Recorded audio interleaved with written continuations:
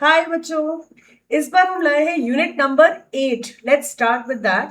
इसमें दो चैप्टर्स हैं, human health and microbes. NCERT dissected से मैं आपको कंप्लीटली इसके एनसीईआरटी रिविजन्स कराने जा रही हूँ, राइट? So let's start.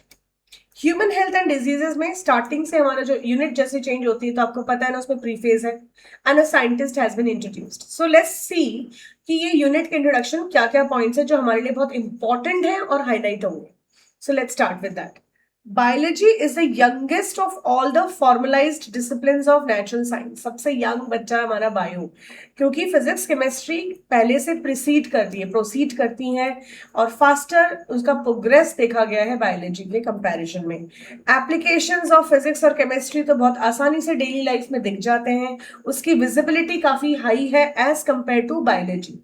लेकिन 20th century, certainly 21st century में सबसे ज्यादा जो यूटिलिटी बायोलॉजिकल नॉलेज की उभर के आई है, that has made this exclusive applications of biology in human welfare as far as and also in bioresourcing as well as applications in bioeconomics। तो इस तरह से इंडस्ट्रियल यूसेज भी इसका बहुत आगे बढ़ा है। तो इसी के बारे में ये चैप्टर यूनिट हम एक्सप्लेन करते हैं। Let's see the important highlights. So health sector और एग्रीकल्चर में सबसे ज्यादा इसका उपयोग है। डिस्कवरी ऑफ एंटीबायोटिक्स ले चले, अगर हम सिंथेटिक प्लांट डिराइव ड्रग्स की बात करें, एनेस्थेटिक्स की बात करें, have changed medical practice on one hand and human health on the other hand. Life expectancy की अगर हम बात करते हैं of human beings, they have dramatically changed over the years. Agricultural practices हो गया, फूड प्रोसेसिंग हो गया, diagnostics, they have brought socio cultural changes in human communities. So ये सब इस चैप्टर में ब्रीफली डिस्क्राइब्ड है। So let's discuss about the MS Swaminathan 1925 में। ठीक है, सो इसमें इनके बारे में दिया हुआ है। He was born in August 1925 in the Kumbakonam in Tamil Nadu, Monkombu Sambasivan. Swaminathan did his graduation and post-graduation in botany from Madras University. He worked in different capacities in large numbers of institutions in India. अलग अलग institutions में उन्होंने services की, अपने work किया, अपना best उन्होंने contribute किया, and abroad also, and developed his expertise in genetics and plant breeding. So the School of Cytogenetics and Radiation Research established at the Indian Agricultural Research Institute, जिसे हम कहते हैं IARI, so enabled Swaminathan and his team to develop short duration high yielding varieties of rice। यानी छोटे से समय में rice high yielding मतलब मेच्योर कैसे हो सकता है और अच्छी उपज कैसे दे सकता है, ये उन्होंने एक्सप्लेन किया था, including scented basmati rice. He is also known for the development of the concept of crop cafeteria, crop scheduling, genetically improving the yield and the quality. Swaminathan initiated collabs with Norman Borlaug के साथ, which culminated in Green Revolution। उनका collaboration इन scientist के साथ Norman बर्लॉग green revolution लेके आता है और उन्होंने मैक्सिकन वेराइटीज ऑफ व्हीट को इंडिया में इंट्रोड्यूस किया। This was highly recognised and appreciated. He is also the initiator of lab to land, food security, and several other environmental programs. He has been honored with Padma Bhushan and several other prestigious awards, medals, and fellowships by institutions of excellence. Few years back, I think last year in the month of in the end of the year, he passed away. So that is not updated in the NCERT. Next is introduction. Health for a long time was considered as a state of body and mind where there was a balance of certain humors माना जाता था। तो ये बहुत ही पुराना Greek thinkers like Hippocrates as well as Indian Ayurveda system of medicine ने बताया। ठीक है, so discovery of blood circulation by William Harvey using his experimental methods, उन्होंने इसको डिस्क्रेडिट किया, डिसअप्रूव्ड किया good humour hypothesis of health. So ये हमें ध्यान रखना है, William Harvey has done it. Our immune system, अगर हम असर्शन की बात करें, our immune system and that our immune system maintains our health, hence mind and mental state can affect our health. तो ये एक असर्शन विद ए ऑप्शन बनता है यहाँ पे। हेल्थ इज अफेक्टेड बाय, किन किन चीजों से हेल्थ अफेक्ट होती है? Genetic disorders like deficiencies with which a child is born and deficiencies और defects which the child inherits from parents from birth. Then infections हो गए, lifestyle including food and water we take, ठीक है, habits that we have और we lack some habits, like हम exercise नहीं करेंगे, हम लोग बॉडी पोस्चर स्ट्रेचिंग नहीं करते हैं, या हमने डाइट पे ख्याल नहीं रखा, डाइट कब लेनी है, कब खाना खाना है, वो इरेगुलर टाइमिंग्स है, जो आजकल का लाइफस्टाइल है, डिमांड हो गया है वर्क आवर्स का, तो इस पे अगर हम ध्यान ना दें तो इससे होने वाली जो बीमारियां हैं उसको हम लाइफस्टाइल डिसऑर्डर्स कहते हैं। So next we talk about the term health, क्या होता है, is very frequently used by everybody. So इस पैराग्राफ में आपको NCERT के benefits of good health highlighted है. So how do we define? Health does not simply means absence of disease or physical fitness. ये है state of complete physical, mental and social well-being.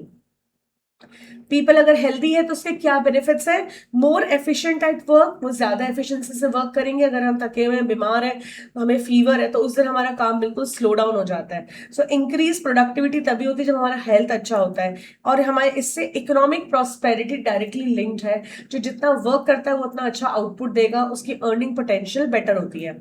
Health also increases longevity of people, and longevity मतलब उसका जीवन काल, मतलब उसका जो life span है वो भी बढ़ा होता है, ठीक है, मतलब वो ज्यादा अच्छी जिंदगी जी सकते हैं ज्यादा साल तक। And reduces infant and maternal mortality, यानी जो नवजात शिशु है, न्यू बॉर्न, वो भी उसकी डेथ नहीं होती अगर वो हेल्दी है, और मदर भी सरवाइव कर जाती है डिलीवरी के बाद। कैसे मेंटेन करें? हाउ? तो balanced diet, personal hygiene, regular exercise, ये बहुत ही इंपॉर्टेंट है टू मेंटेन गुड हेल्थ। तो yoga has been practice since time immemorial to achieve physical and mental health, awareness about diseases and their effects on different bodily functions, vaccination यानी कि immunisation against infectious diseases, proper disposal of wastes, control of vectors and maintenance of hygiene in food and water resources. ये सारे practices are necessary for achieving good health. So when the functioning of one or more organs or systems of our body is adversely affected, it is characterized by appearance of various sign and symptoms. अगर किसी की body में कोई भी problem है तो वो कैसे दिखेंगी? कुछ साइन या सिम्टम्स है।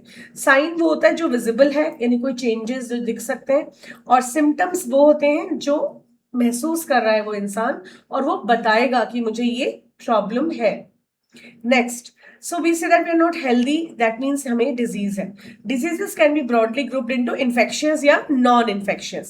Diseases which are easily transmitted from one person to another, उसको infectious diseases बोलेंगे, and they are very common, ये common बहुत होते हैं, और one of us, हमने कभी ना कभी इससे sometimes suffer किया होगा। and some of the infectious disease जैसे कि AIDS, वो fatal है, यानी उससे death भी हो सकती है। Among non-infectious diseases जैसे कि कैंसर है, it is the major cause of death. Drug और alcohol abuse also affects our health adversely. Common diseases in humans में आता है wide range of organisms belonging to bacteria, viruses, fungi, protozoans और helminthes। ये वो group of organisms हैं जो pathogens हैं, यानी disease cause करते हैं, और इनको हम pathogens ही बोल रहे हैं। So most of the parasites, अगर हम इस assertion with A option को देखें तो ज्यादातर most of the parasites are therefore pathogens as they cause harm to the host by living in or on them. फिर the pathogens can enter our body by various means, वो multiply हो सकते हैं, interfere with normal vital activities also, मतलब हमारे normal functions में दिक्कत दे सकते हैं, resulting in morphological and functional damage. फिर एक और असर्शन विद ए ऑप्शन आता है, पैथोजेंस जो होते हैं they have to adapt to life within the environment of the host.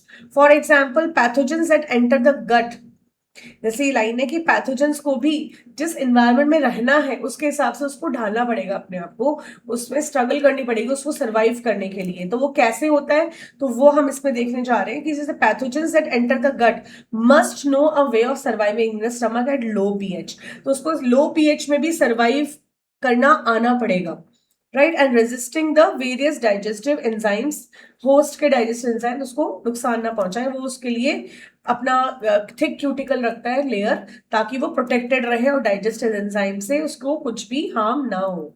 तो कुछ कॉमन डिजीजेस जो हम जल्दी से देख लेते हैं। Salmonella typhi is a pathogenic bacterium जो टाइफाइड कॉज करता है, और फीवर। इसके क्या क्या इंपॉर्टेंट हाइलाइट्स हैं?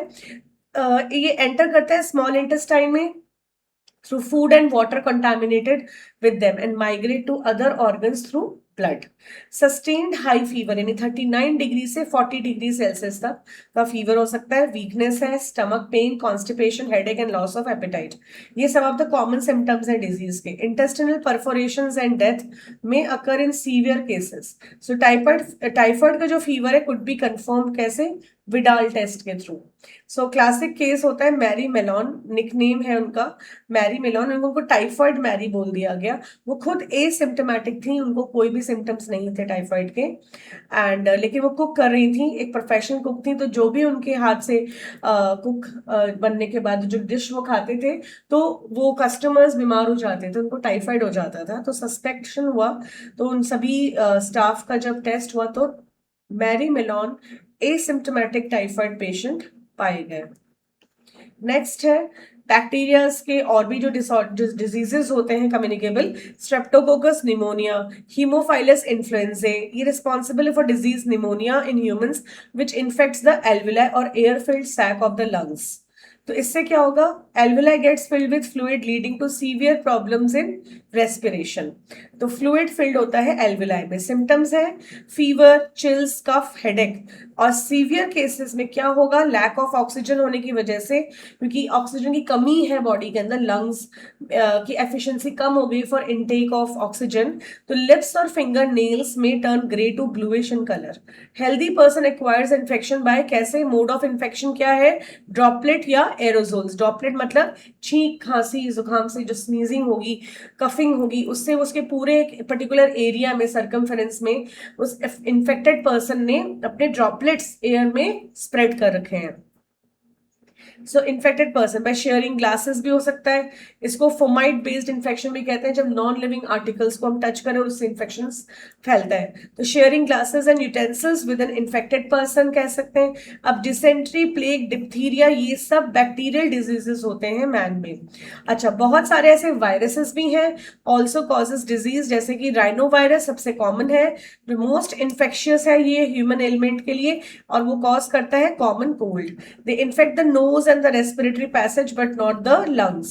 Common cold is characterized by nasal congestion and discharge, sore throat, hoarseness, cough, headache, tiredness, which usually last for 3 to 7 days.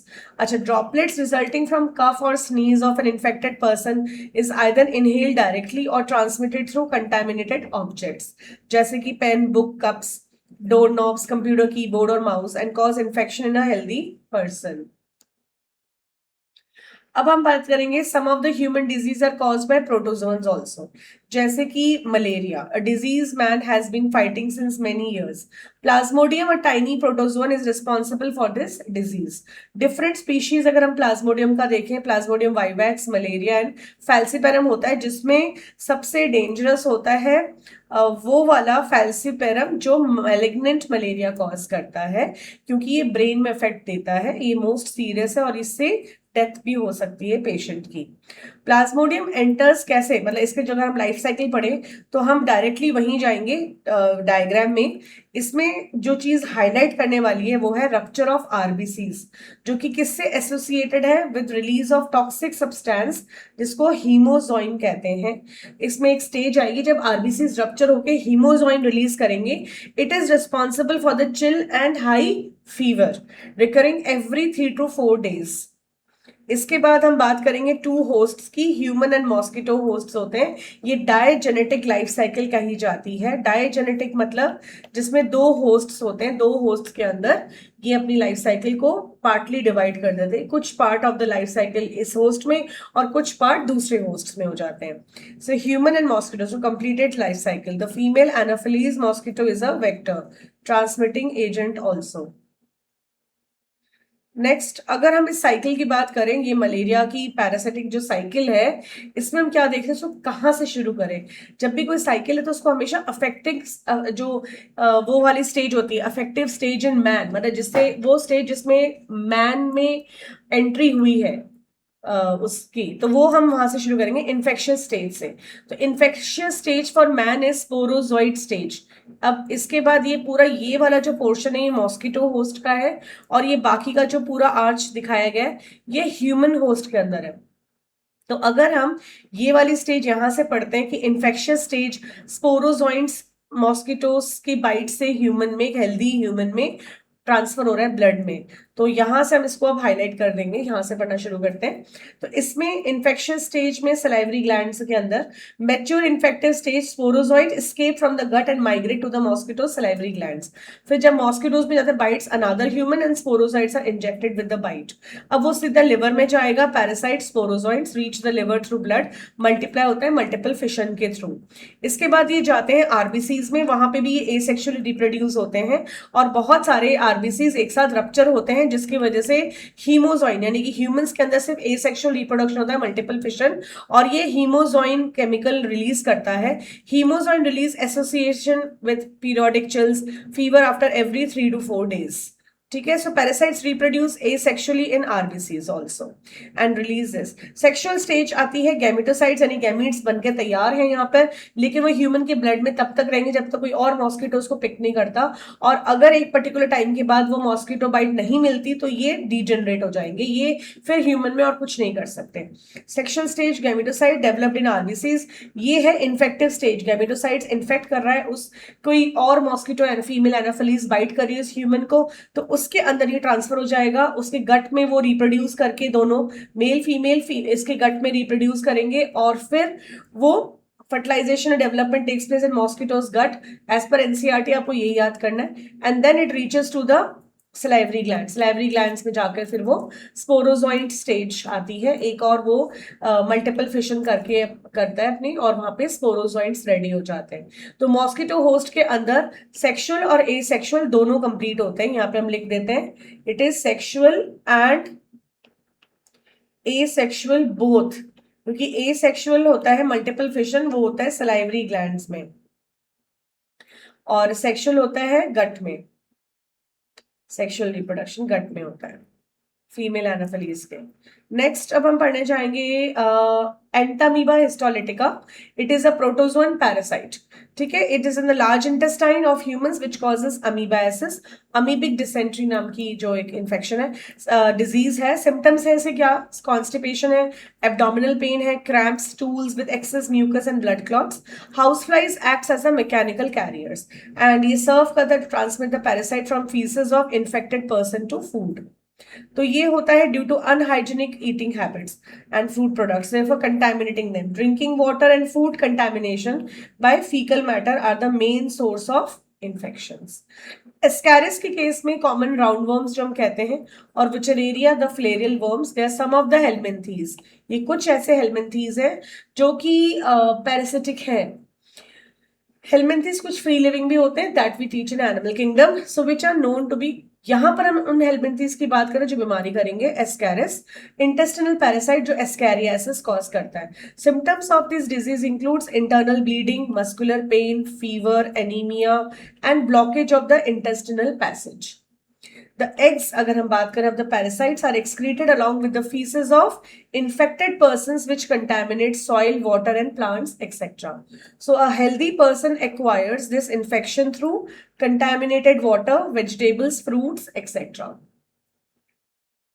Wuchereria, Bancrofti and Malai, the filarial worms causes slow developing chronic inflammations of the organs, जिसमें क्या होता है, they live for many years, usually lymphatic vessels of the lower limbs and the disease. इसको elephantiasis या filariasis कहते हैं. So the genital organs often affect होते हैं, resulting in gross deformities. Pathogens are transmitted to a healthy person through bite by the female mosquito vectors. Culex is that particular vector. तो यहां पर हम देख सकते हैं gross deformity, extra abdominal structures आप देखें, so they have lymph accumulated, जिससे due to gravity there is a abnormal deformities in the organs. In man, it is tottle sac. In females, it could be mammary glands. And the lower limbs are already involved. That is there. Next comes the fungal growth की अगर हम बात करते हैं. So fungus, many fungi belonging to the genera Microsporum. So it is Microsporum. Trichophyton भी है, Epidermophyton भी है. ये रिंगवर्म्स होते हैं. रिस्पॉन्सिबल क्या कॉज करते हैं? ये बीमारी कॉज करते हैं रिंगवर्म्स, which is one of the most common infectious disease in man. So appearance of dry scaly lesions on various parts of the body such as skin, nails and scalp. Then they are the main symptoms of the disease. So these lesions are accompanied by intense itching.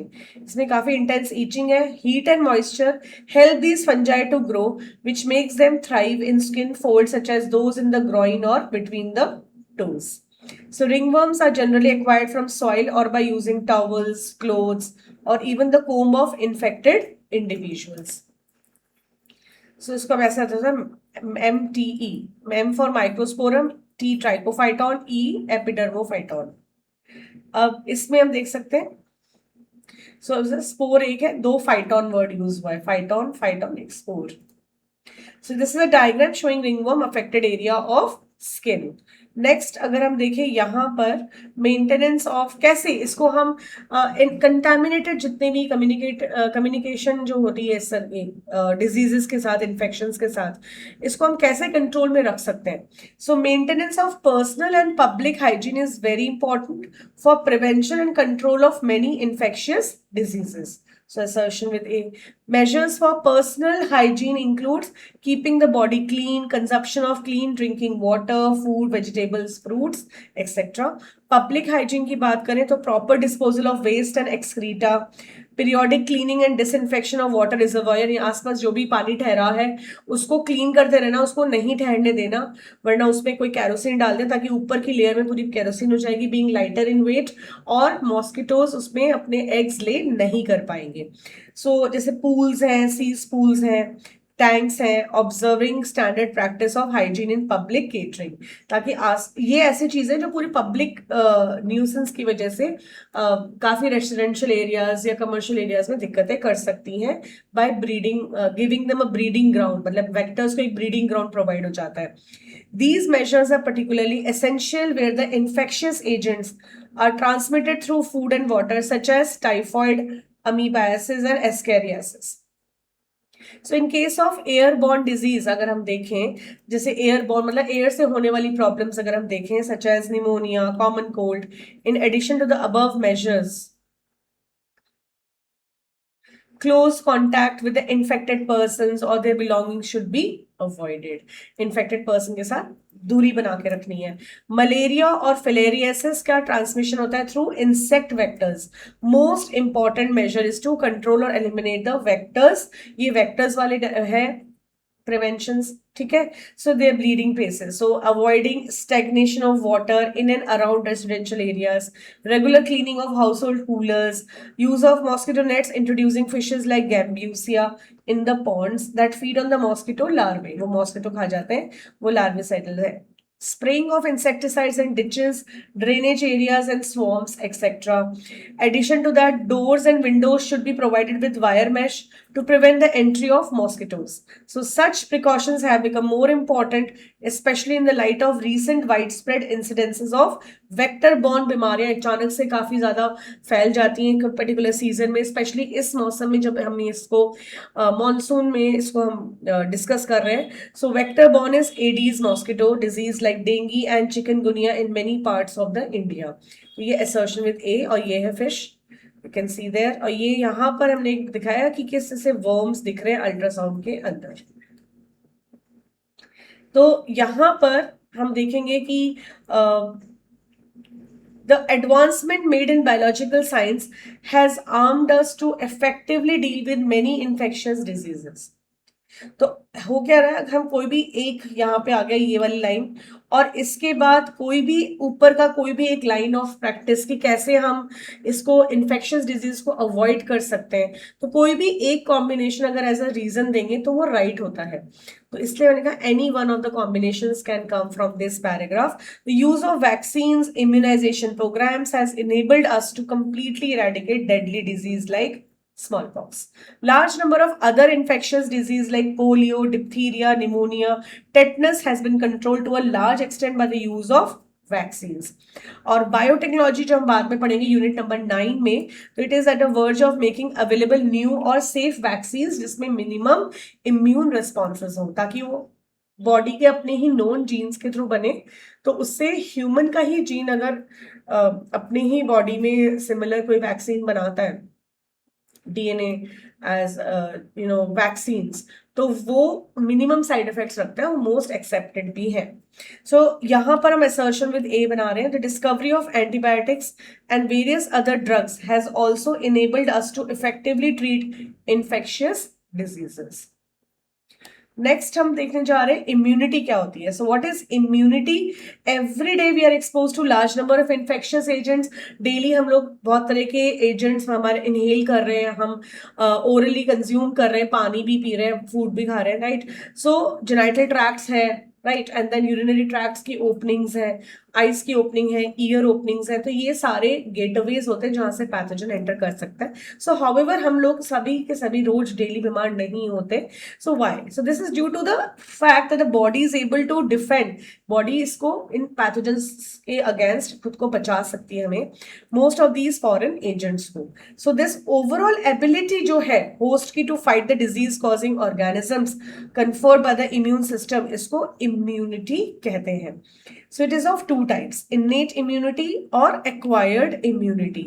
So innate immunity क्या होती है? Innate immunity is non-specific type that is present at the time of birth. ये birth से होती है, since birth different types of barriers ये provide करती है एंट्री ऑफ फॉरेन एजेंट्स को हमारे बॉडी में नहीं आने के लिए।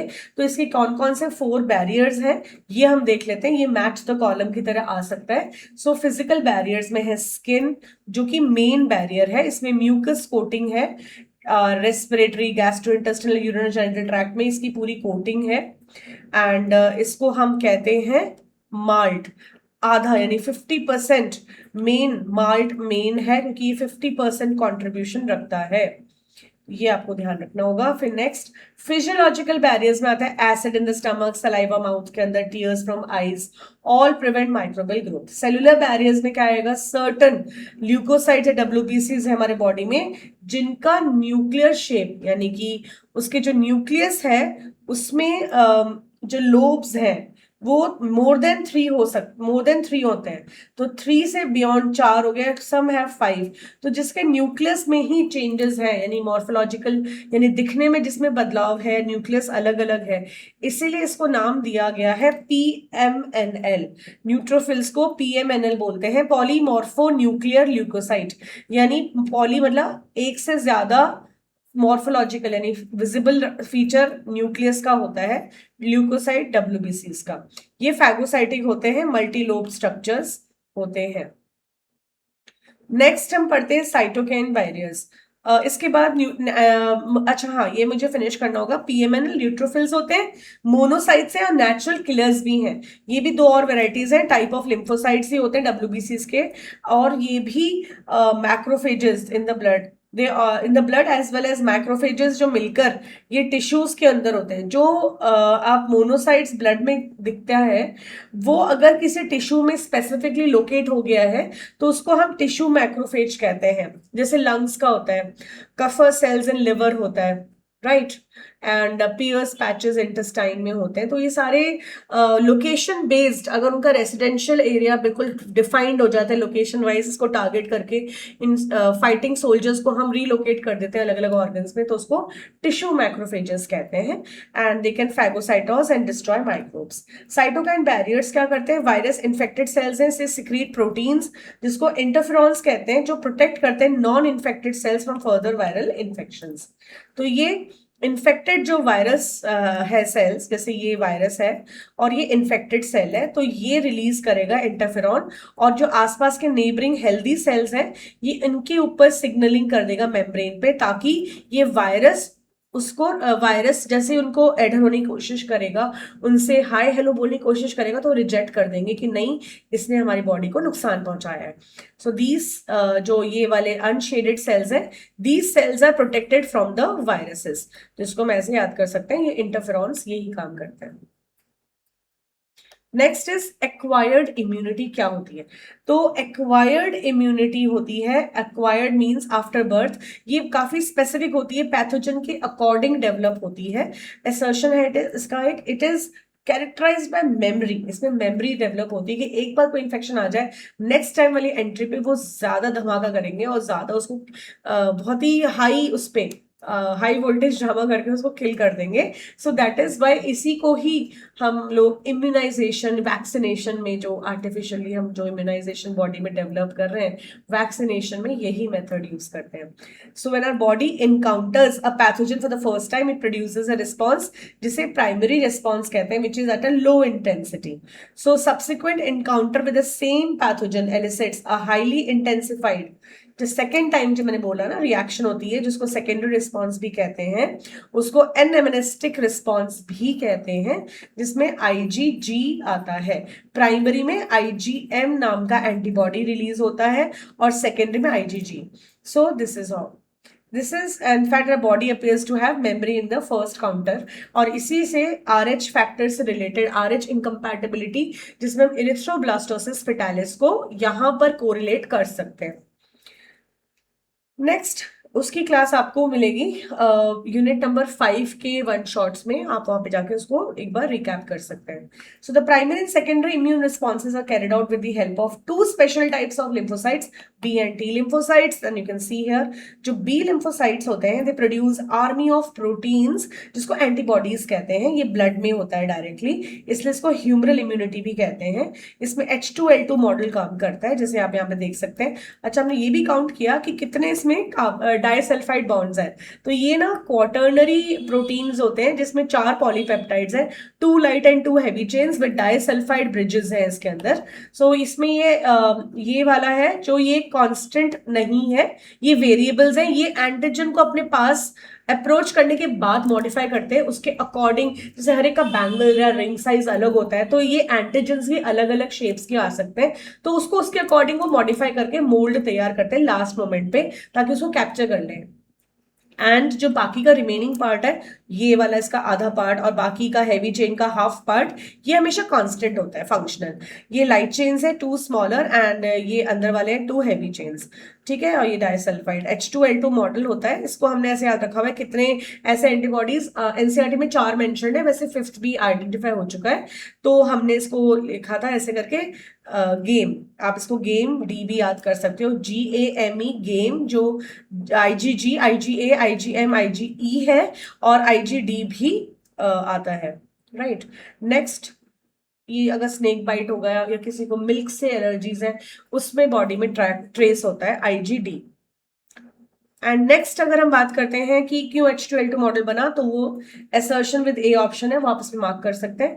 Different types of antibodies discussed, इसको ह्यूमरल बोलते हैं क्योंकि ब्लड में है इसका रिस्पॉन्स। एंड अब हम बात करेंगे T lymphocytes. Cell mediated immunity CMI, जो टी लिम्फोसाइट्स है, ये army of different type of cells release करता है। और इसमें हम देखते हैं सम ह्यूमंस जो ऑर्गन डोनेट करते हैं, like heart, eye, liver, kidneys, fail to function. क्यों? क्योंकि there is a only remedy होता है कि पेशेंट को लाइफ और नॉर्मल लाइफ के लिए उसको ग्राफ्ट करना पड़ता है, तो यहां पर डोनेशन की बात आती है, ठीक है, right.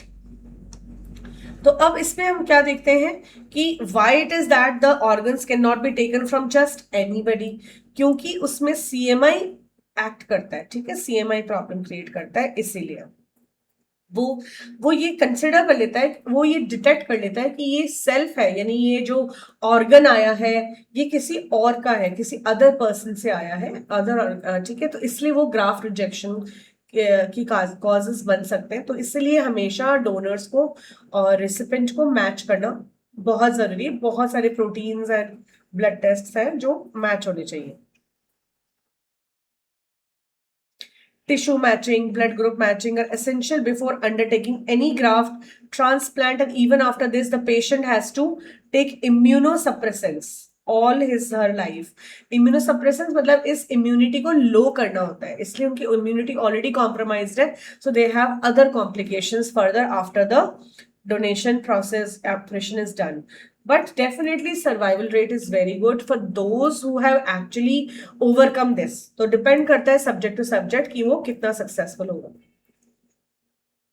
Active and passive immunity की बात जब हो रही है तो हम इसमें ये भी देखते हैं कि यहाँ पर when a host is expose to antigens which may be in the form of living और dead microbes, antibodies are produced in the host body. इसको एक्टिव इम्यूनिटी कहते हैं. जब एंटीबॉडी खुद हमारी बॉडी बना रही है वो एक्टिव है, और अगर हमारी बॉडी को रेडीमेड एंटीबॉडीज दिए जा रहे हैं तो वो पैसिव इम्यूनिटी है. सो एक्टिव इम्यूनिटी स्लो होती है क्योंकि टाइम लगता है एंटीबॉडीज को बनने में एंड फिर इफेक्टिव रिस्पॉन्स आने में. Injecting the microbes deliberately during immunization या infectious organisms gaining access into body during natural infection induce active immunity. All right. So here,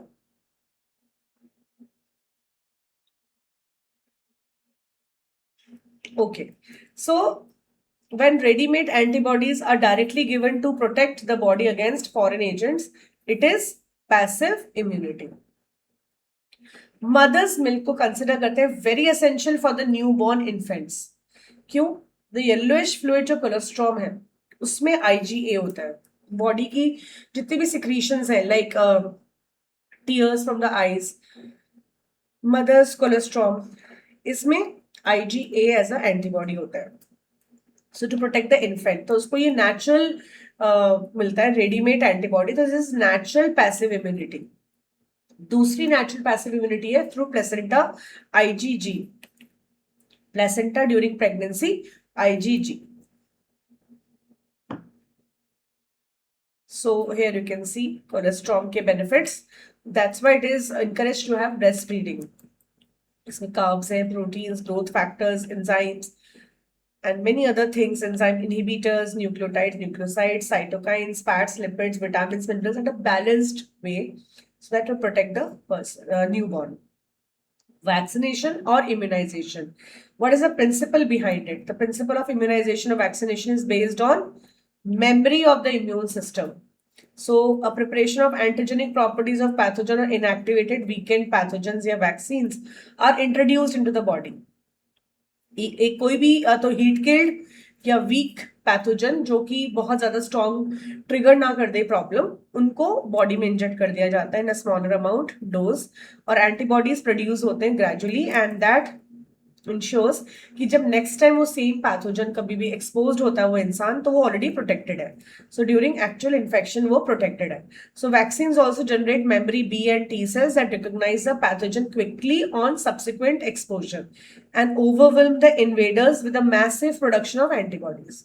If a person is infected with some deadly microbes to which a quick immune response is required, as in tetanus, अगर सब deadly है already हम wait नहीं कर सकते कि उसकी body खुद एंटीबॉडीज बनाए, उस केस में टेटनस हो गया, मतलब रस्टेड ऑब्जेक्ट से कट लगा, स्नेक बाइट है, पॉइजनस इंसेक्ट बाइट है, डॉग बाइट से रैबिड डॉग यानी रेबीज का चांसेस है, तो उस केस में ऑलरेडी प्री फॉर्म्ड एंटीबॉडीज या एंटीटॉक्सिन्स पेशेंट्स को दिए जाएंगे, एंटीवेनॉम्स भी. ठीक है. So that is passive immunisation, artificial method. That is artificial. Next is RDT technique जो लेटेस्ट है. इसमें वेक्टर्स यूज होते हैं जो कि बैक्टीरिया या यीस्ट हो सकते हैं. Production of antigenic polypeptides of pathogens. Vaccines produced using this approach allows large scale production and hence greater availability for immunizations. अच्छा, hepatitis B vaccine produces from the yeast. यहाँ पे एक MCQ आया था PYQ कि हेपेटाइटिस B वैक्सीन कौन से उससे बनता है वेक्टर से, तो उसको यीस्ट से क्लोन करके बना सकते हैं. एलर्जीज की हम बात करें तो allergy has gone to new place. कोई जाता है सडनली उसको स्नीजिंग वगैरह होती है, कफिंग होती है, तो लेकिन किसी और को नहीं होती, तो क्या रीजन है कि उसमें 100% एरिया में कोई ऐसा कोई इनविजिबल फैक्टर है जो उनकी बॉडी को exaggerated behavior दे रहा है. So some of us are sensitive to some particles in the environment. So the above mentioned reaction could be because of allergy to pollen and mites, which are different in different places. तो इसको assertion with A option देते हैं. Exaggerated response यानी कि जितना requirement है उससे भी ज्यादा रिएक्ट होना of the immune system to certain antigens present in the environment, उसको एलर्जीज कहते हैं. The substances to which such an immune response is produced is called allergens. ठीक है. So the antibodies produced to these are of IgE types. तो क्या बोलेंगे उसको हम? IgE types.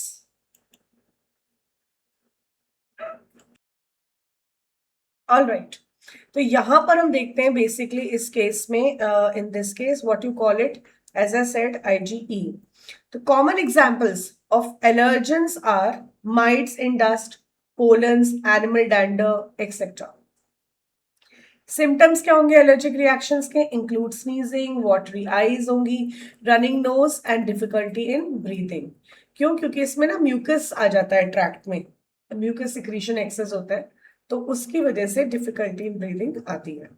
एलर्जी किस लिए होती है? Release of chemicals. ह्यूमन की बॉडी में कुछ केमिकल्स हैं, histamine and serotonin, from the mast cells. ठीक है. ब्लड में इसको हम बोलते हैं basophils. So for determining the cause of allergy, इसके लिए कुछ टेस्ट होते हैं. पेशेंट को एक्सपोज करते हैं या इंजेक्ट करते हैं स्मॉल छोटे डोजेस ऑफ पॉसिबल एलर्जन, ज्यादा कॉमन है, जिससे वो कंप्लेन करता है कि भाई इसी की कंजप्शन के बाद ही ये हुआ. एंड रिएक्शन इसको स्टडी किया जाता है. तो use of drugs like antihistamine, adrenaline, steroids, ये क्विकली रिड्यूस करते हैं symptoms of allergy. Modern day lifestyle has resulted in lowering of immunity. Modern day में खाने पीने का और पोल्यूशन है, बायोमैग्निफिकेशन जैसी प्रॉब्लम्स होने की वजह से इतना ज्यादा एडल्ट्रेशन है लार्ज पॉपुलेशन को फीड करने के लिए. सो लोअरिंग, इससे क्या, इम्यूनिटी कम हो गई है और सेंसिटिव लोग ज्यादा हो गए. बार बार पे सैनिटाइजर्स यूज करना, हैंड वॉश रखना, हाइजीन वाले जो थॉट्स है, उसके वजह से भी इम्यूनिटी पे कॉम्प्रोमाइज तो होता है. सो मोर और ज्यादा से ज्यादा बच्चों में, ये मेट्रो सिटीज में देखते हैं कि वो एलर्जीज और एस्थमा से सेंसिटिव काफी हैं. This could be because of the protected environment provided early in life. तो असर्शन है, ये राइट रीजन है. तो अर्ली इन लाइफ प्रोटेक्टेड मतलब कि उनको स्टार्टिंग से ही काफी प्रोटेक्शन मिलती है, और इस वजह से उनको कैसे प्रॉब्लम होती है? They have a problem like कि उनकी इम्यूनिटी डेवलप नहीं हो पाती, जो 22-23 साल तक हो सकती है अच्छे से डेवलप, बिकॉज थाइमस ग्लैंड में टी लिम्फोसाइट्स एक्टिव रहते हैं. उसके बाद वो थोड़ा धीरे धीरे डीजनरेट होने लगता है. ऑटो इम्यूनिटी की अगर हम बात करते हैं तो ये क्या है? ऑटो इम्यून मतलब हमारी बॉडी की खुद के ही सेल्स, अपने ही डिफेंस सेल्स, अपनी ही सेल्फ सेल्स को एंटीजन कंसिडर कर लेते हैं. तो इस केस में ये एक दो, इसमें टू कोरोलरीज हम देखते हैं कि कौन सी दो बहुत यूनिक बात है इम्यूनिटी को लेकर. सबसे पहले, higher vertebrates can distinguish foreign molecules as well as foreign organisms, दोनों को डिस्टिंग्विश किया जा सकता है. And most of the experimental immunology deals with second वाला जो है, जो कि जेनेटिक, और इसके पीछे का जो रीजन है वो अभी भी अननोन है कि क्यों बॉडी में सेल्फ सेल्स को अटैक हुआ. दो इसके पीछे बहुत सारे रीजंस हैं. जैसे out of interest I keep on reading some papers, उसमें था कि जो गट होता है जिसमें विलाय से जो हम एब्जॉर्ब करते हैं मटेरियल, कोई भी फूड आइटम्स जो भी डाइजेस्टेड होता है, तो वी हैव टाइट जंक्शंस. तो कई बार कुछ रीजंस की वजह से हमारे टाइट जंक्शंस लूज हो जाते हैं, जिसकी वजह से नॉक्शियस सब्सटेंसेस गट से ब्लड में एंटर कर सकते हैं, और उसकी वजह से भी ऑटो इम्यूनिटी आती है. सो ऑटोइम्यून डिजीज, सो रिमेटॉइड आर्थराइटिस जिसमें से बहुत कॉमन है, काफी लोगों को सोसाइटी में ये डिजीज डिसऑर्डर होता है, जिसमें बोन्स की डिफॉर्मिटीज हो जाती हैं, ऐसे आप देख सकते हैं. नेक्स्ट इज और भी होती है, जैसे विटिलिगो है यहाँ पर इस पेशेंट को, ये भी हम देख सकते हैं. सो इम्यूनिटी डिसऑर्डर्स में हाइपर सेंसिटिविटी, एलर्जी पड़ा हमने, एक्स्ट्रा रिस्पॉन्स दे रहा है वो. ऑटो इम्यूनिटी में खुद के अगेंस्ट ही है, body's own cells act as a non self cells. और इम्यूनो डेफिशिएंसी में वो डेफिशिएंस है, मतलब जितनी इम्यूनिटी होनी चाहिए उससे कम है, तो वो इम्यूनो डेफिशिएंसी है. जैसे कि एड्स तो एक्वायर्ड होता है, वो तो HIV के होगा because of HIV virus entry, तो ये तो एक्वायर्ड है. लेकिन अगर ये सिंस बर्थ होगा तो SCID होगा, right? SCID, severely combined immuno deficiency. इसका ट्रीटमेंट कैसे होता है बायोटेक में, वो हम पढ़ेंगे बायोटेक एप्लीकेशंस में। इम्यून सिस्टम बॉडी में किस तरह से होता है, तो ये यूनिक है क्योंकि ये रिकॉग्नाइज कर सकता है सेल्फ और नॉन सेल्फ को, ये रिस्पॉन्ड करता है और याद भी रखता है मेमोरी सेल्स के थ्रू। यहाँ पर हम लिम्फ नोड्स देख सकते हैं, ये थाइमस है, लिम्फेटिक वेसल्स है यहाँ पर, तो ये भी हम देख सकते हैं, राइट।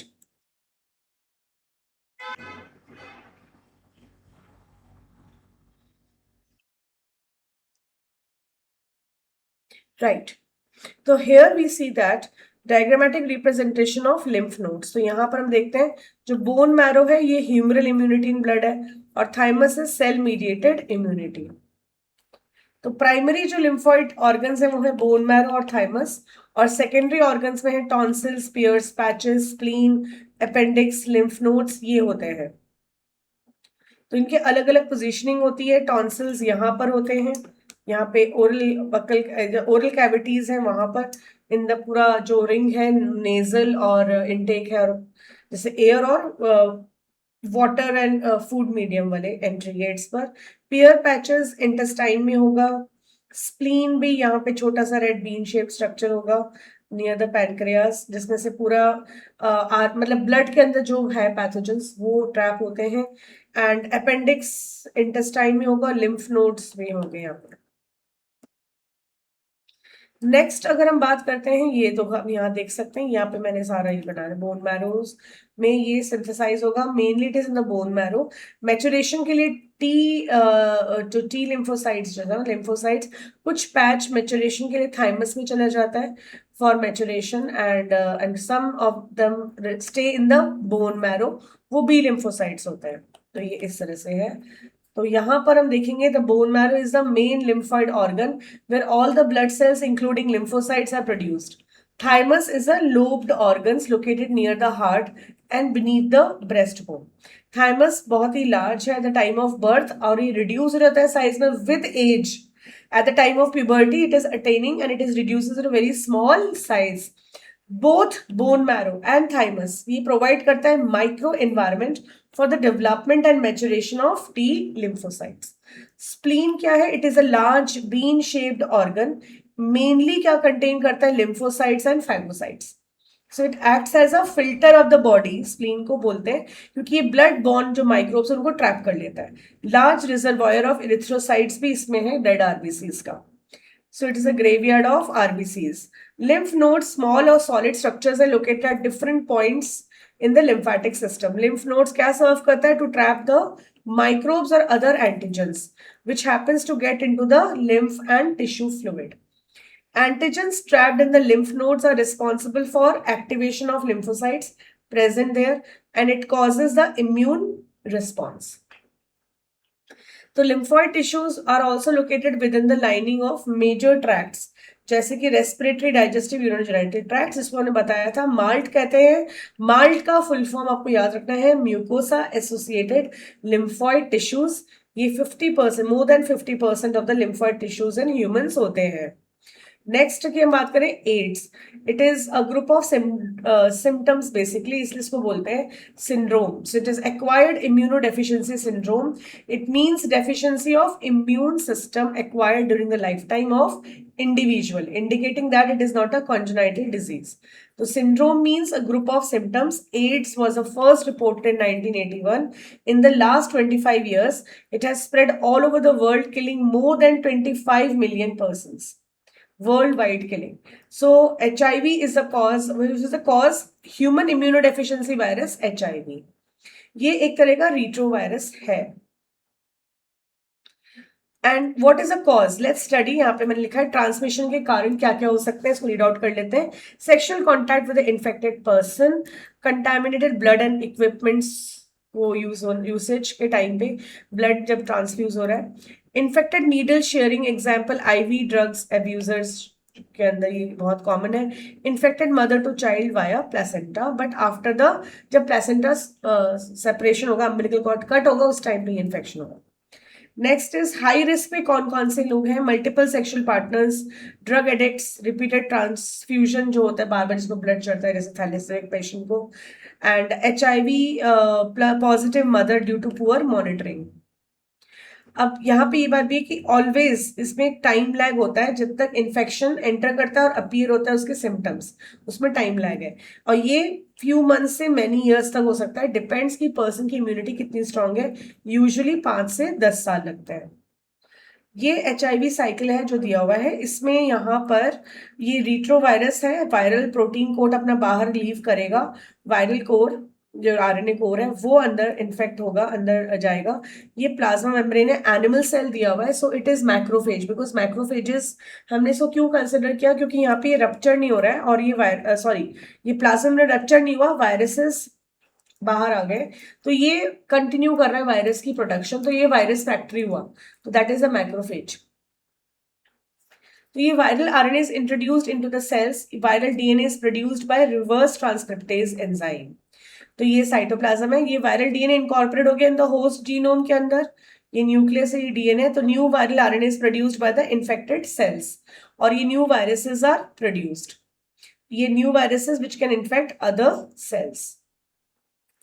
सो यहाँ पे हम नोट करते हैं, infected cell can survive while are being replicated and released, hence they are known as HIV factories। So infected cell can survive while viruses are being replicated and released। तो होता क्या है, जो T हेल्पर सेल्स हैं वो होते हैं virus के इनके लिए होस्ट सेल्स।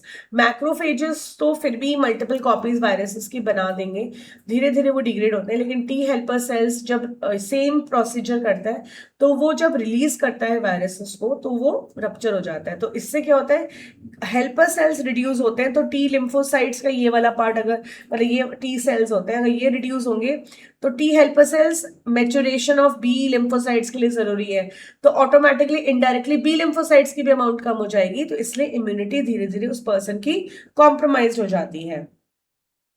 सो इसमें हम देख सकते हैं the viral DNA gets incorporated into host cell's DNA directs the infected cells to produce virus particles, and the macrophages continue to produce viruses and in this way acts like a HIV factory, so it is an assertion with A option।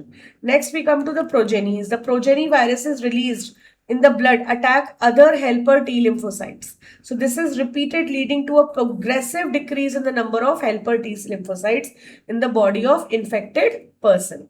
So during this period the person suffers from bouts of fever, diarrhea and weight loss। तो ये बहुत सारे assertions है इसमें, आप देखो इधर, due to decrease in the number of helper T lymphocytes the person start suffering from infections that could have been otherwise overcome such as those due to bacteria, especially mycobacterium, viruses, fungi and even parasites like toxoplasma। अब इसमें next is मतलब minimum से minimum simple infection भी उस person के लिए lethal हो जाता है। Patient becomes so immunodeficient that he और she is unable to protect himself और हरसेल्फ अगेंस्ट दीज इन्फेक्शंस। अच्छा, इसका टेस्ट जो होता है वाइडली कौन सा टेस्ट यूज होता है, डायग्नोस्टिक टेस्ट, जिसकी डिटेल्स हम पढ़ेंगे बायोटेक वाले चैप्टर में। So it is enzyme linked immunosorbent assay ELISA. So treatment of AIDS with anti retroviral drug is only partially effective, they can only prolong the life of the patient but cannot prevent death which is inevitable। so next prevention कैसे होगा ads का, ads का कोई cure नहीं है, prevention is the best option.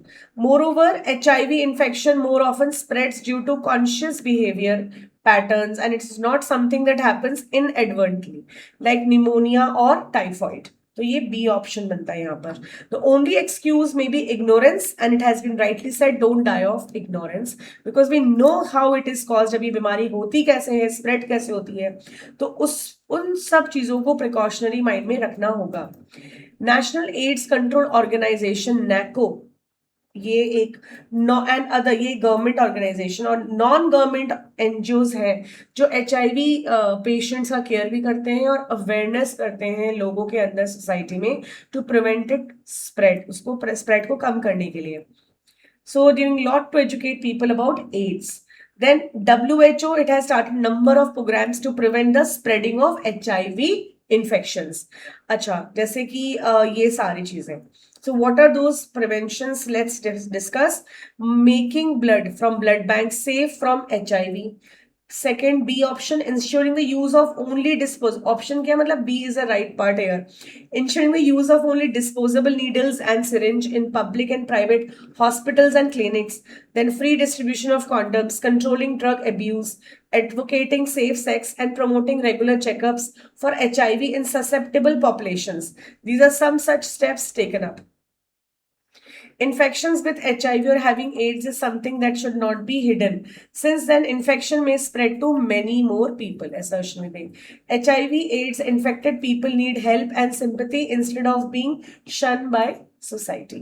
So, unless society recognizes it as a problem to be dealt with a collective manner, chances of wider spread of the disease increase manyfold. अगर society इसके बारे में conscious decisions ना ले, precautions ना ले, तो इसका spread डेफिनेटली है और इसको कर्व करना, इसको रोकना काफी डिफिकल्ट है. It's a malady that can only be tackled by the society and medical fraternity acting together. दो लोगों का इसमें amalgamation चाहिए, society का भी सहयोग चाहिए और medical fraternity की awareness campaigning programs to prevent the spread of the disease. It's a joint ventures. Cancer पे आते हैं हम. कैंसर द मोस्ट कैंसर के क्या क्या टाइटल्स है जो एनसीईआरटी ने यूज किया है. Most dreaded cause of disease, major cause of death all over the world, more than million Indian suffer largely due to it annually. So mechanism of oncogenic transformation of cells इसमें देखते हैं हम. सो इसमें दो categories, most intense area भी है cancer for research in biology and medicine. इसमें दो टाइप्स हैं, बिनाई और मैलिग्नेंट. बिनाई कैसे होता है? इट इज ओरिजिनली लोकेशन जो होती है वहीं स्टे करता है, स्प्रेड नहीं करता, लिटिल डैमेज है. मैलिग्नेंट मास प्रोलिफरेशन है, रैपिड ग्रोथ करेगा, इन्वेड करेगा दूसरे टिश्यूज में, जिसे हम कहते हैं metastasis, the most fearful stage of cancer, and it can spread, right? That is what metastasis. And angiogenesis, angiogenesis हुआ formation of blood vessels, temporary capillaries. ये अपने हेल्दी सेल से नरिशमेंट ड्रॉ करेंगे तो वो ब्लड वेसल्स भी बनती हैं. So this is all about it. इसमें कॉन्टैक्ट इनहिबिशन एक बहुत इंपॉर्टेंट प्रॉपर्टी होती है. So basically in our body cell की ग्रोथ और डिफरेंशिएशन काफी कंट्रोल्ड है जेनेटिकली ओपेरॉन मेथड्स के थ्रू. And in cancer cells there is a breakdown of these regulatory mechanisms की काम नहीं करता. नॉर्मल सेल्स शो करते हैं प्रॉपर्टी जैसे कि contact inhibition, by virtue of which contact with other cells inhibits their uncontrolled growth. So cancer cells appears to have lost this property, जिसे हम contact inhibitions कहते हैं. As a result क्या होगा? Cancerous cells just continue to divide, giving rise to masses of cells जिसको हम कहते हैं tumors. So as these cells actively divide and grow, they also starve the normal cells by competing for vital nutrients. Now causes of cancer. Causes क्या है cancer के? Transformation होगा एक normal cell का इनटू कैंसरस या neoplastic cells भी कह सकते हैं. मे बी ये इंड्यूस होगा बाय फिजिकल फैक्टर या केमिकल या बायोलॉजिकल एजेंट जिसे कार्सिनोजेंस कहते हैं. आयोनाइजिंग रेडिएशन जैसे कि एक्सरेज और gamma rays, and non ionising जैसे कि UV cause DNA damage leading to neoplastic transformation. यानी नॉर्मल सेल्स को एबनॉर्मल करेगा और वो चाहते हुए भी जीनोट में नहीं जा पाते हैं and they continue to divide. अच्छा, यहाँ पर ये आपको ध्यान रखना है कि रेडिएशन में आयोनाइजिंग कौन सा है, नॉन आयोनाइजिंग कौन सा है. Chemical carcinogens present in tobacco smoke को आइडेंटिफाई किया गया मेजर कॉज लंग कैंसर के लिए. और cancer causing viruses oncogenic viruses होते हैं जिसको वी ऑन्क भी कहते हैं. और ये हमारे जीन्स के अंदर ऑलरेडी एक तरह का साइलेंट सेलुलर ऑन्कोजीन है, प्रोटो ऑन्कोजीन, जिसको अगर वायरल ऑन्कोजीन अटैक करेगा तो वो ट्रांसफॉर्मेशन ले लेगा इनटू कैंसर सेल्स. सो ये हमें ध्यान रखना, वो इसको एक्टिवेट कर सकता है. कैंसर डिटेक्शन डायग्नोसिस कैसे होता है? अर्ली डिटेक्शन ऑफ कैंसर बहुत एसेंशियल है. ये अलाउ करता है disease to be treated successfully in many cases and based on biopsy and histopathological studies of the tissues और ब्लड सैंपल्स में bone marrow test for increase cell counts in the case of leukemias. अच्छा, biopsy में piece लेते हैं suspected tissue को, उसको thin sections में cut करके स्टेन करके एग्जामिन किया जाता है. Under microscope. इसको हिस्टोपैथोलॉजिकल स्टडीज बाय पैथोलॉजिस्ट भी कहते हैं। टेक्निक्स जैसे रेडियोग्राफी हो गई, यूज ऑफ एक्सरे, सीटी में कंप्यूटेड टोमोग्राफी हो गया, एमआरआई में magnetic resonance and imaging are very useful to detect cancers of the internal organs. Then accurate detection MRI से हो सकता है। Antibodies against cancer specific antigens, latest research है कि इनको किल कर दिया जाए, use for detection of certain cancers. And इसको अलाइजा टेस्ट भी बोलते हैं, this is for the principle of ELISA. And technique of molecular bio भी काफी यूज हो रही है उसमें, जिसमें हम डिटेक्ट करते हैं genes in individuals with inherited susceptibility to certain cancers. इसमें हम एचजीपी और डीएनए फिंगरप्रिंटिंग पढ़ाते टाइम उसमें बताते हैं, एप्लीकेशन होती है मेडिसिन के अंदर कि भाई हम एचजीपी का कैसे फायदा उठाएं, तो हम उसमें डीएनए सीक्वेंसिंग करते हैं। तो उसमें किसी भी पर्सन के फैमिली हिस्ट्री आ जाती है कि किस तरह के कैंसर से वो ससेप्टेबल है, तो उनको उस तरह के कार्सिनोजेंस के एक्सपोजर से दूर रहने के लिए कहा जाता है। तो यही वो बोल रहे हैं, एंड उसके अकॉर्डिंग के इम्यून सिस्टम बता देते हैं कैसे ट्रिगर हो जाएगा, कुछ भी हो सकता है। डीएनए सीक्वेंसिंग से सारी सीक्रेट्स आ जाते हैं फैमिली की हिस्ट्री में कैंसर के होने के क्या क्या चांसेस। सो आइडेंटिफिकेशन हो जाएगी उस जीन की which predispose a individual to certain cancers, may be very helpful in prevention of those cancers. उन इंडिविजुअल्स को एडवाइस दिया जाएगा to avoid exposure to particular carcinogens to which they are susceptible. So tobacco smoke in case of lung cancer.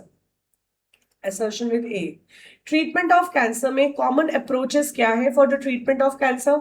Surgery, radiation therapy, immunotherapies, ये कुछ special therapies हैं जो कि treatment of cancer के लिए बड़ी परफेक्ट है।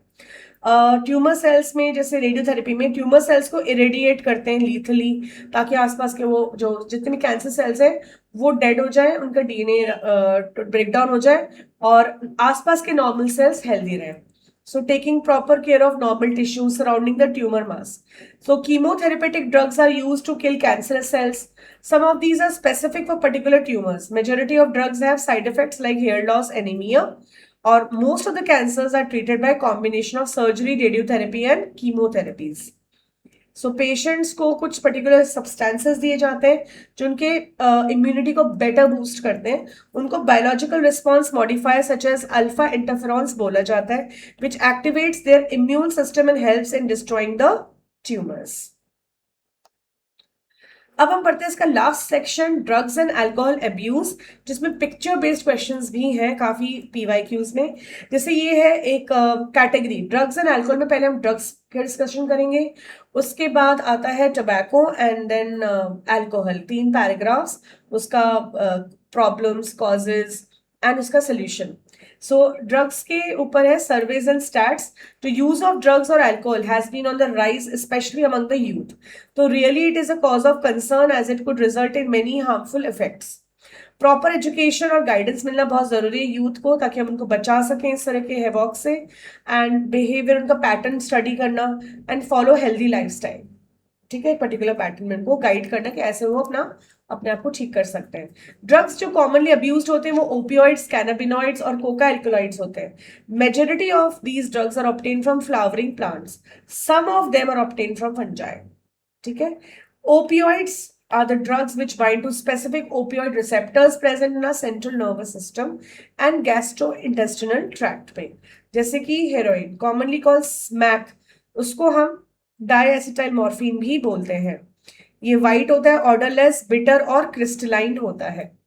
So you can see this is papaver somniferum, opium, poppy plant, and you can see the latex से इसको यूज किया जाता है। सो इसको स्नॉटिंग और इंजेक्शन से लिया जाएगा, या तो नाक से या फिर इंजेक्शन के through. Generally it is a depressant. ये इसका मॉलिकुलर स्ट्रक्चर है जो आपको ध्यान रखना है कि कुछ स्पेशल अटैचमेंट्स आपको ध्यान रखने हैं मॉलिकुलर। ठीक है, इसको हीरोइन या स्मैक बोलते हैं। Chemical structure of morphine. Next आता है, अच्छा मॉर्फिन के बारे में 2 पैराग्राफ के बाद नेक्स्ट पेज पे इसका एक मेंशन है, इसका यूज। मुझे लग रहा है कि मुझे अभी बता देना चाहिए, क्योंकि वो आप मिक्स ना कर दो, क्योंकि वो कैनाबिनॉइड्स के बाद डिस्कस हुआ है, तो कभी भी ऐसी चीजें हमें मार्क्स में दिक्कत दे देती है। तो मैं आपको बता देती हूँ, ये वाला पैराग्राफ है, यहाँ पे आप देखिए इधर, एनसीईआरटी में। Morphine is a very effective sedative and pain killer, इसलिए इसको यूज करते हैं पेशेंट्स जो सर्जरीज इनकी होती है ट्रीटमेंट के बाद। ठीक है, इस तरह से इसमें आपको ध्यान रखना है। And next we talk about cannabinoids. Cannabinoids में it is a group of chemicals जो इंटरेक्ट करता है with receptors present principally brain में होता है ये। इसके सारे प्रोडक्ट्स यूज होते हैं इसके, जैसे फ्लावर टॉप, लीव्स, रेजिन्स, सब यूज हो रहा है वेरियस कॉम्बिनेशन में। मैरिजुआना, हशिश, चरस एंड गांजा। एंड देन इसमें इनहेलेशन भी हो सकती है, ओरल इंजेक्शन, और ये बहुत ही इफेक्टिव है। इसका इफेक्ट कहाँ पे होता है? कार्डियोवैस्कुलर सिस्टम, हार्ट में। ठीक है, यहाँ पे ये देखिए रिसेप्टर इसका ब्रेन में है प्रिंसिपली, और ये इनहेलेशन में भी होता है और फिर ओरल भी ले सकते हैं। इट इज अबाउट कैनाबिनॉइड्स का। कैनाबिनॉइड्स मैंने आपको यहाँ पे बताया। ठीक है, ओरल इंजेक्शन है, inhalation, and effect on CVS, cardiovascular system. Now about this, if we talk about this part, then it is coca alkaloid or cocaine obtained from coca plant, Erythroxylum coca. It is a native to South America. It interferes with the transport of neurotransmitter dopamine. So cocaine commonly coke या crack कहते हैं इसको, जो usually snort किया जाता है, snorted. Potent stimulating action है इसका in the CNS, Central Nervous System, producing a sense of euphoria and increased energy. जिसका excessive dosage hallucinations भी देता है, यानी कि कुछ ऐसे senses हमारे को लगेंगे जो हो नहीं रहा है आसपास। Other well-known plants with hallucinogenic properties में Atropa belladonna है and Dhatura. These days cannabinoids are also being abused by some sports person. तो आपको याद रखना है by some sports person. यहाँ पे देखेंगे जैसे कि drugs like barbiturates, amphetamines, benzodiazepines and other similar drugs that are normally used as medicines to help patients to cope with mental illness. तो अगर इसको beyond prescription लिया जाए for तो वो problematic है, उसको हम बोलते हैं abused. So mental illness जैसे कि depression या insomnia और often abused. ठीक है, several plants, fruits and having hallucinogenic properties, उनको भी यूज किया जा रहा है फॉर हंड्रेड्स ऑफ इयर्स। ये हमारे फोक मेडिसिन की तरह रिलीजियस सेरेमनीज में, होली में जैसे कि भांग यूज हो रहा है, so rituals all over the globe.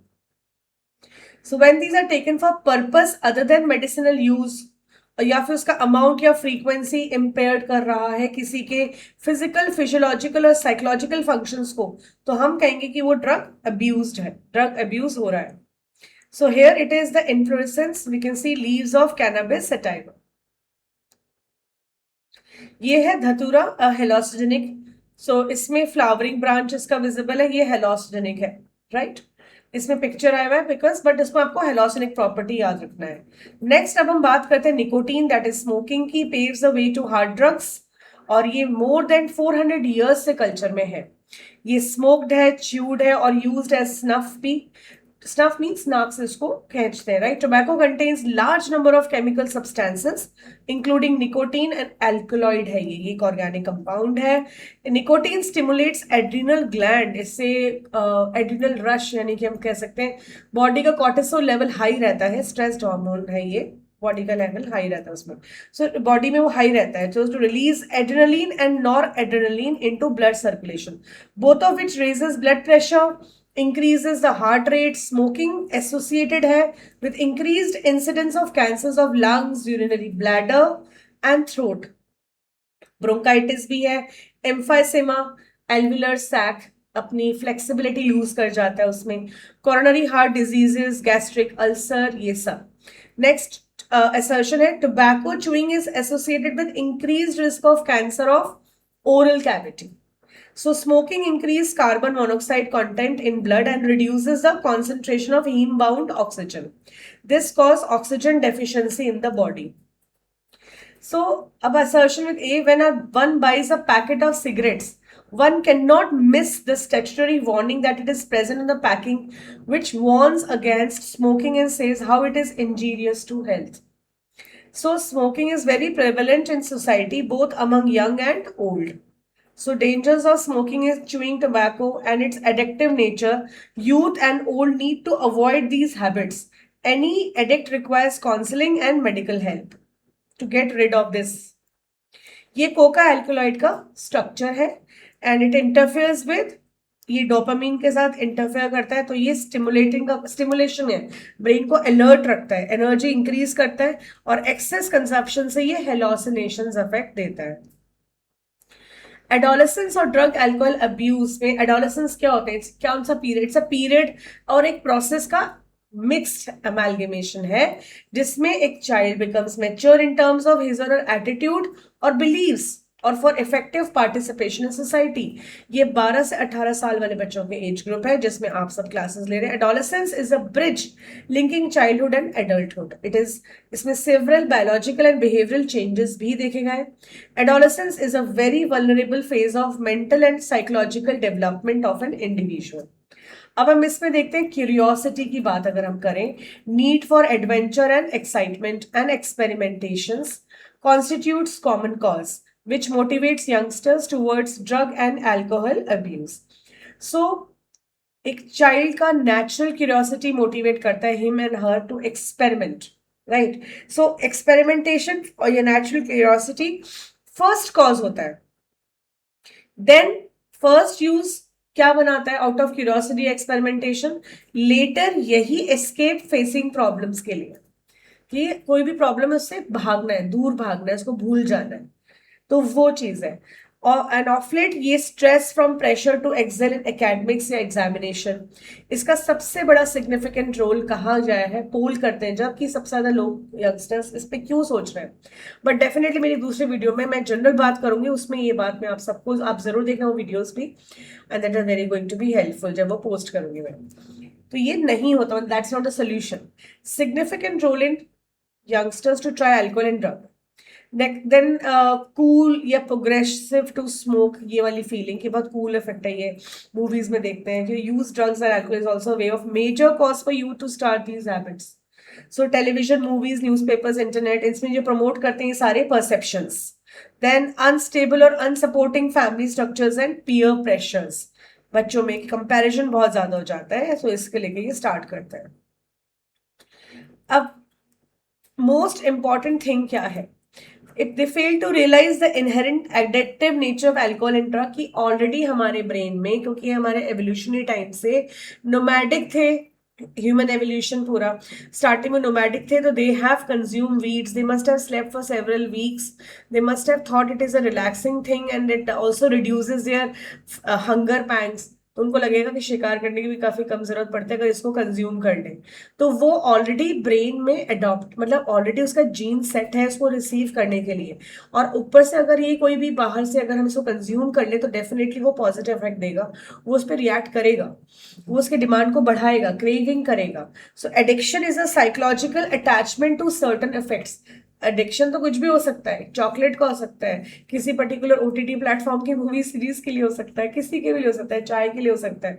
All of us think about a tea और a coffee and it's addiction. It's addiction if it is beyond, means if you don't get that on that day then it's a problem, so that's an addiction. So but यहाँ पर जो एक body के overall biological setup को disturb कर रहे हैं उसको कंसिडर करते हैं hard drugs. So it's a psychological attachment to certain effects, जैसे कि यूफोरिक फीलिंग आएगी उसको कंज्यूम करने से, temporary feeling of wellbeing associated with drugs and alcohol. इसी की वजह से these things drive the people to take them even when these are not needed, or even when the use becomes self-destructive. With repeated use of drugs, the tolerance level of the receptors present in our body increases. धीरे धीरे उसका tolerance level body में बढ़ता है. Consecutively the repeaters respond only to higher doses, वरना उनको वो feel ही नहीं आती है, राइट, उनको बेटर फील नहीं होता है, तो इसलिए उनका धीरे धीरे alcohol leading to greater intake and addiction बढ़ जाता है. However it can be a forerunner to addiction. So once it can be a forerunner to addiction, पहला try can be a forerunner to addiction. So addictive potential of drugs and alcohol pull the user into vicious circles. Vicious circle, एक ऐसा circle जो बहुत ही dangerous है उसके लिए. Vicious circle leading to their regular use or abuse from which he/she may not be able to get out. So in the absence of any guidance or counseling, the person gets addicted and becomes dependent on their use. Dependence क्या होती है? It's a tendency of the body to manifest a characteristic या unpleasant withdrawal syndrome. अगर वो चाहते भी उस drug का डोज ना मिले तो उसकी बॉडी खुद अपने आप इंडिकेट करती है कि प्लीज कंज्यूम दैट केमिकल। उस स्टेज को हम बोलते हैं dependence. If regular dose of drug and alcohol is abruptly discontinued, अचानक से बंद करने पर। सो इसलिए डी एडिक्शन सेंटर्स में सो ग्रेजुअली इसकी डोसेजेस को कम करने की आदत डालते हैं, and then there are other techniques. So this is characterised by anxiety, shakiness, nausea and sweating, which may be relieved when use is resumed.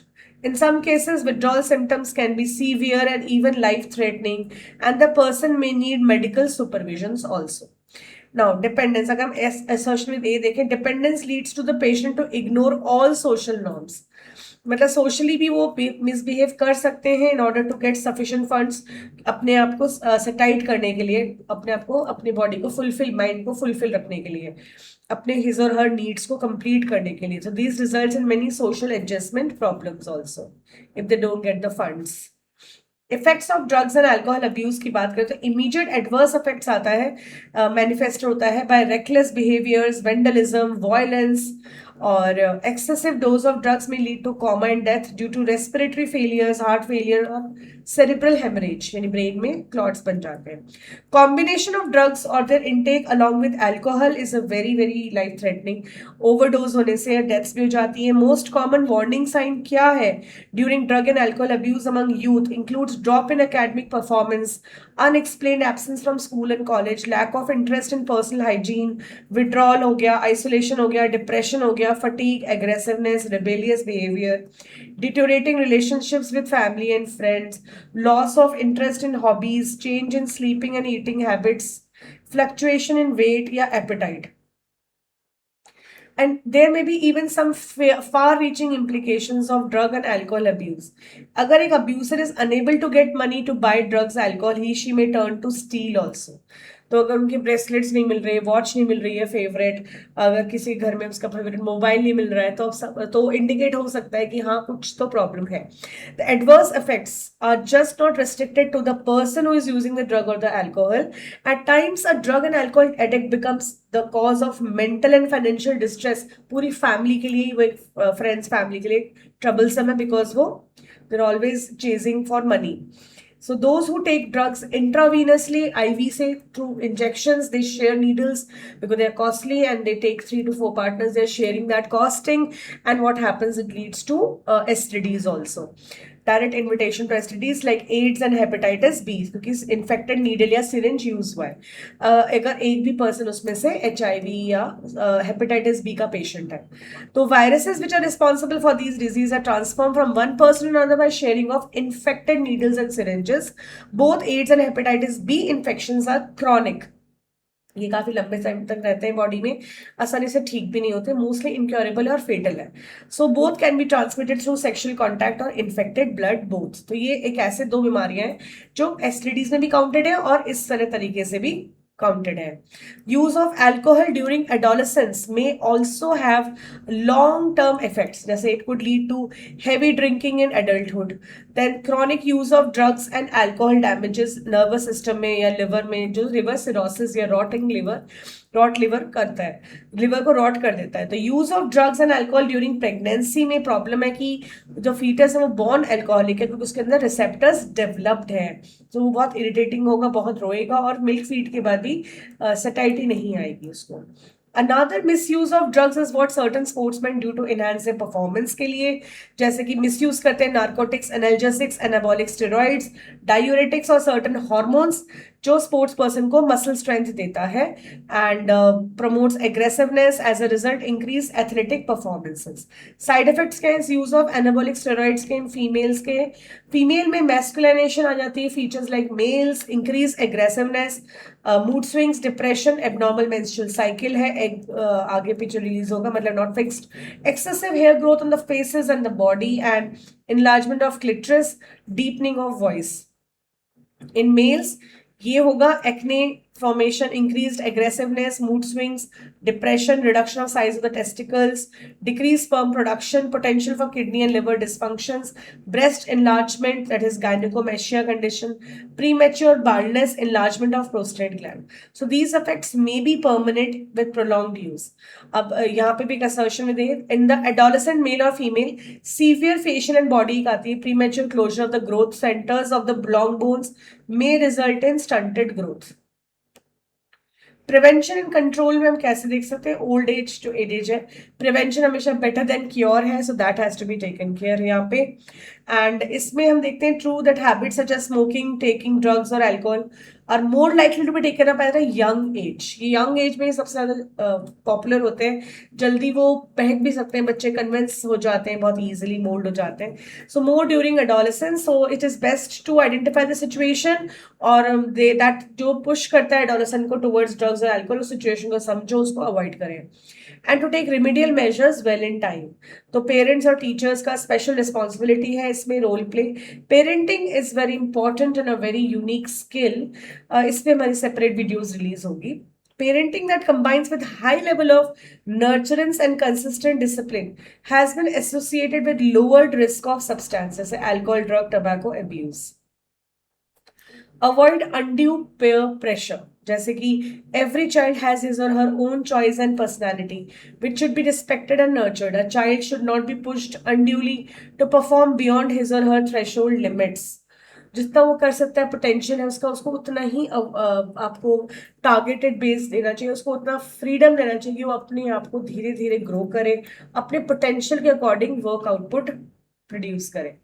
Studies हो, चाहे वो स्पोर्ट्स हो, चाहे वो अदर एक्टिविटीज हो, जहां उसको अच्छा लगता है उसको वो अलाउ किया जाए. एजुकेशन एंड काउंसलिंग ऑफकोर्स बहुत इंपॉर्टेंट है.